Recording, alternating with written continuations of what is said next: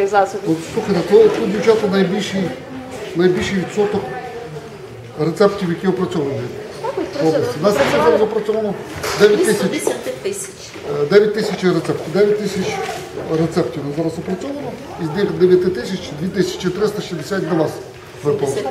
Так, ми обслуговуємо левому участку, обслуговуємо ТМКЗ, обслуговуємо, маємо заключені договори з районною лікарнею, також маємо заключені договори з Байківецькою сільською радою. Тобто на даний момент ті, що до нас звернулися, ми з ними заключили. Можливо, б хотіли більше обслужити населення, але фізично наша аптека не може обслужити в зв'язку з тим, що ці всі ліки йдуть, ми маємо затоваритися, аптека має мати наявності, а кошти треба платити зразу постачальникам. Тобто, якщо б ми пропонували таку альтернативну ідею, в деяких аптеках, наприклад, вони давали авансні гроші на закупи лікарських засобів, аптека ще б могла більше забезпечити населення лікарськими засобами. А наскільки ви зараз забезпечені тими ліками? В відсотковому відношенні? На даний момент, доки вони не виведуть гроші, вже меншу кількість, ніж було, грубо кажучи, 3 тижні тому.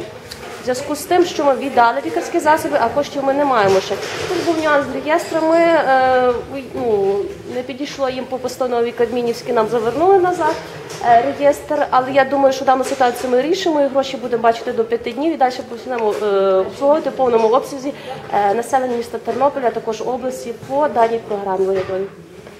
Є проблеми, є ажіотаж, є зауваження людей?